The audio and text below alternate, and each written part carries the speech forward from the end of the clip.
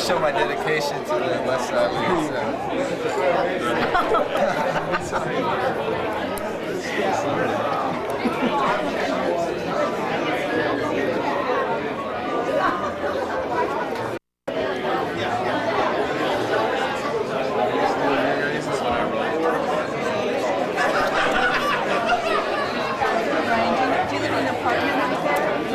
I actually got my own place right now because like I've been living in the living room for like most of my career at Berkeley, so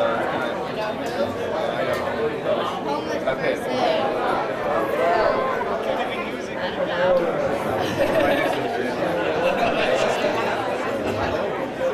Just kind of roll out of bed, yeah. Right on, I don't know if it's like right on Channing. Oh, okay. Yeah, Channing and Westside is a very adaptable league, which makes it very strong. It's going to make it survive. You know, pretty much we have a great committee staff. You know, they put a lot of time and effort into a lot of things. And one of the most recent things that we've come across was the girls' league that they came across. A lot of people from back in the days, you know, they all grown up. They all have families now. You know, they look at their kids, and their kids are going through the same things. You know, that they were going through when they were younger. So we wanted to go ahead and give them an opportunity as well. You know, with the founding of the Girls League. It's been a great 4 years now, actually. It's hard to believe it's already been that fast. But, you know, with everything going on, you know, we still continue to pride ourselves, you know, with the community.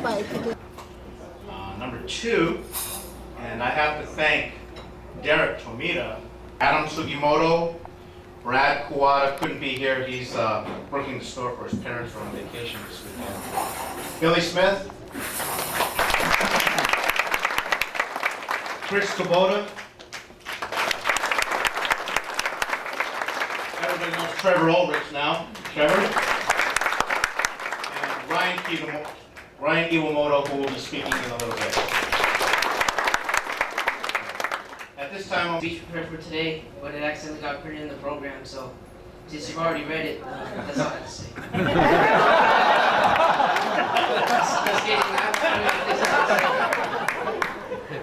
I first joined Westside Athletics about 3 years ago when I was 11 years old. It was mostly to play basketball. Since I played for those 3 years, I started doing more than just playing ball. I began participating in Westside in other important and valuable ways. Iwamoto, he's a former scholarship winner. He's going to be graduating from Cal at the end of this semester.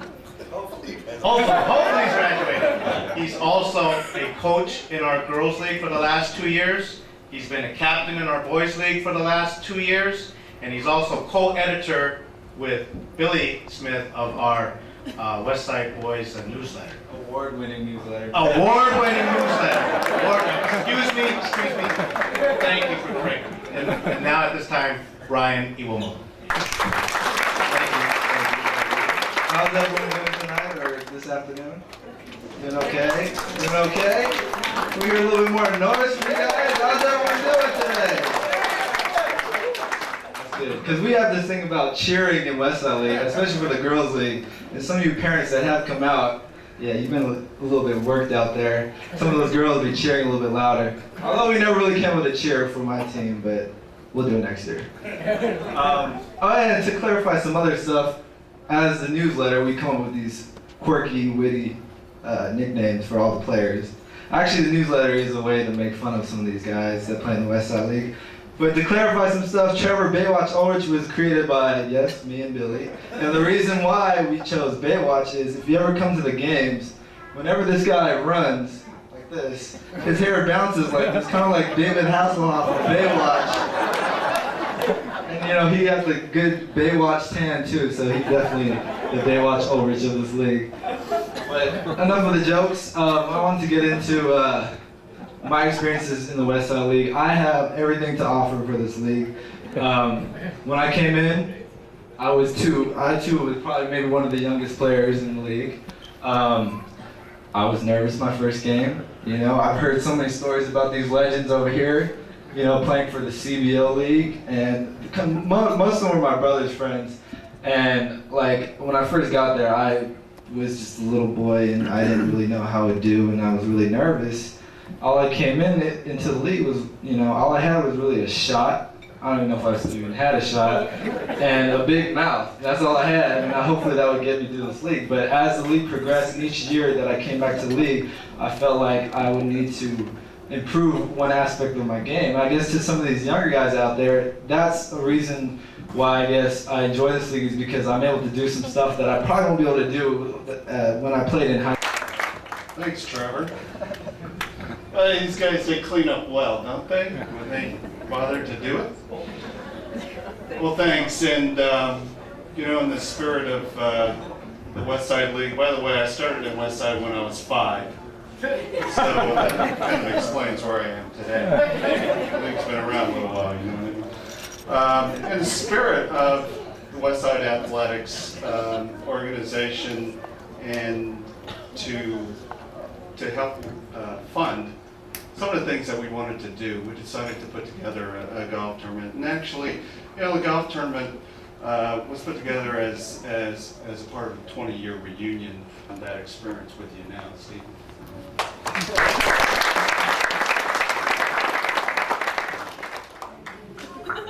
To kind of put my comments in perspective, my prior experience with the West Side organization has been primarily relegated to the basketball league and the girls league. So a lot of these older members I've never met before, and it was quite an experience. My expectations going, oh, by the way, I don't play golf, and I probably don't plan on playing golf in the near future. But in a way, that was kind of better for me, because I got to meet a lot of really great people.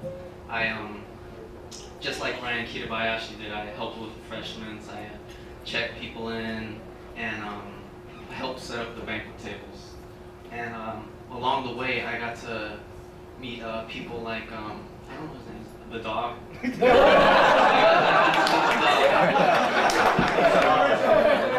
is a one-of-a-kind original.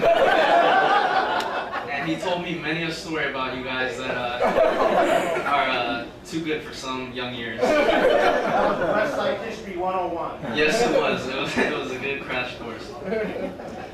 But the thing about West Side is these golf tournaments, these basketball leagues, they're vehicles, because what West Side does, it fosters these different facets of life.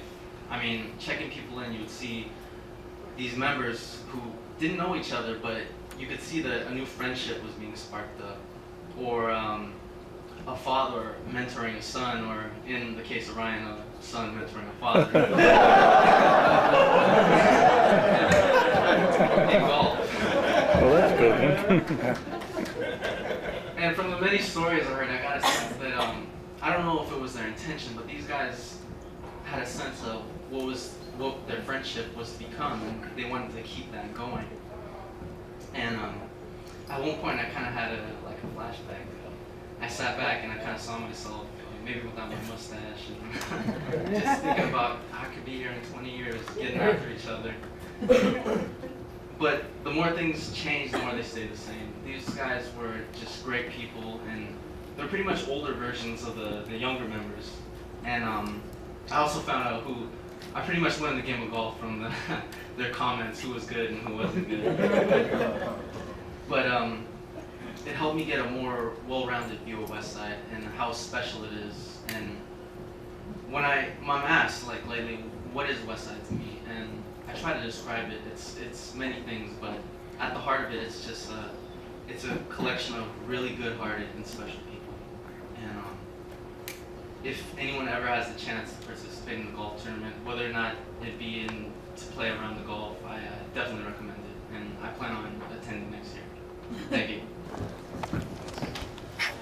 Mark took a lot of what I wanted to say, so I don't really know where to go from there. But and also I probably wrote a lot of it in the newsletter that you guys have. But I've been a coach in the girls' league for the past 2 seasons, and I can say it's one of the most rewarding experiences of my life.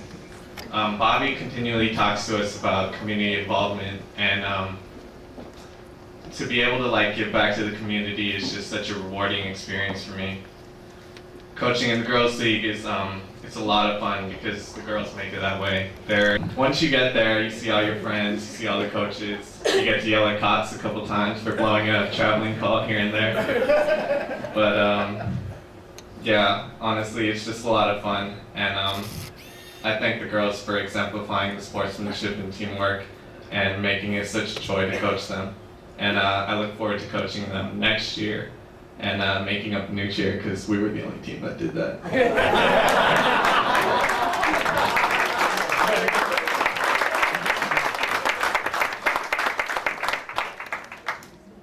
GPA and received either first or second honors every semester. Also, I thought it was interesting. I was reading his bio and a lot of his extracurricular.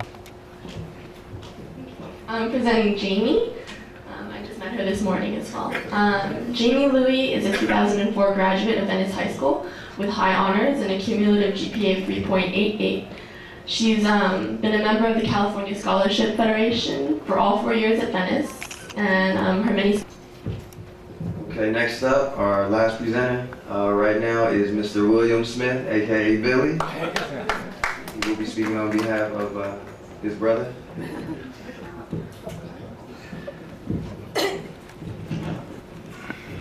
I actually didn't meet my brother just this morning.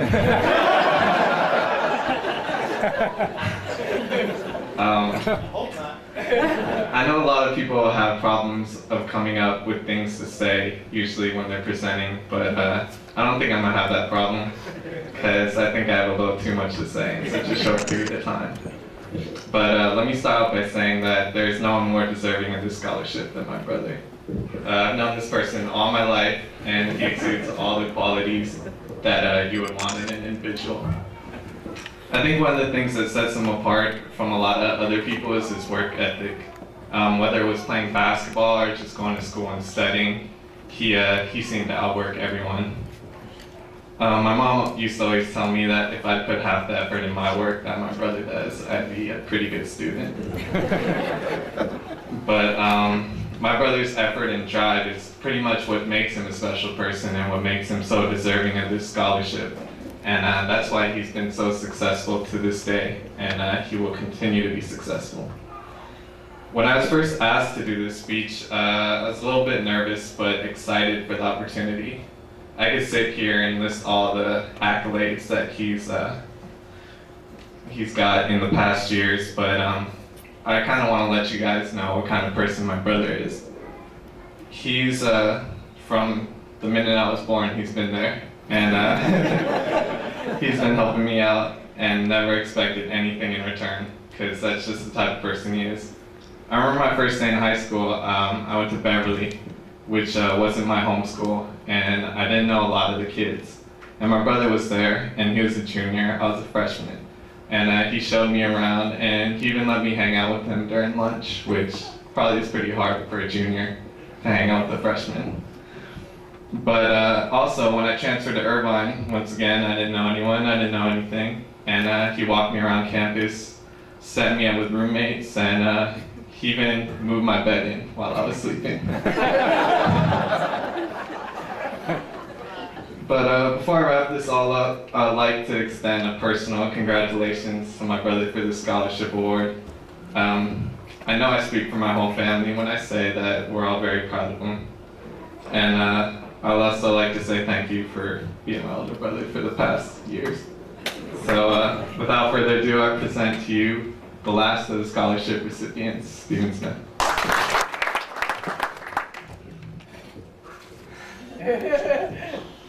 Sorry, I got a little emotional there. But thank you, Billy, for the kind words. First, I want to recognize a couple people. Actually, I want to recognize the selection committee. And I didn't get to thank all you guys in person, so if you could all please stand up, I want to thank you right now. Is everyone here on the selection committee, or most? Well, I just extend my gratitude to you guys. It really means a lot to me. I want to recognize the Iwamoto family, Ryan, Hank, and Joy. It was them who introduced me to this organization about 4 or 5 years ago, and without their introduction, I wouldn't be up here, and I wouldn't have met all the great people I've met through this organization. I also want to recognize the support this organization has given me. My first year of law school was really tough. It really wore on me, and there were moments where I thought I'd lose my mind. But next thing I know, I got Craig Yonayama calling me and offering or telling me, come out to this Westside event. And I mean, it was a simple gesture, but it really meant a lot to me. Just to know he was there, and to know the rest of you guys, the rest of this community was behind me. I can't really put it into words, but it felt like, there I go getting emotional again. It felt really good. And there were times I go out to these events and I talked to Mark Kitabayashi about, I bothered him endlessly with like law school questions. I mean, am I supposed to feel like this? And is it supposed to be this hard? And he was always there for me. He was always there to tell me, you know, you're doing the right things. This is how it should be. And oh, of course, I want to recognize my parents. My father actually wanted to shout out specifically.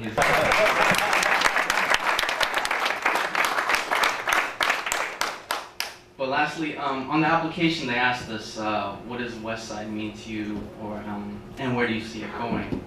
And I'm probably bringing up a sore point here, but I like to parallel this to the NBA Finals, Detroit against the LA Lakers. And the coach for the Pistons kept talking about playing the right way. We're gonna win if we play the right way.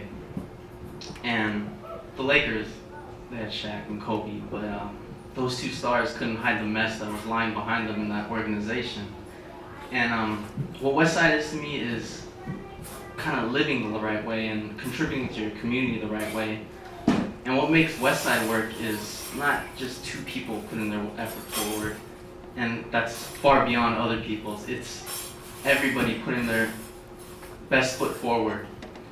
This community is made of so many great people, so many good-hearted individuals, that because of that, I'm truly honored for this award. And with that, I would just like to thank everybody in this community for their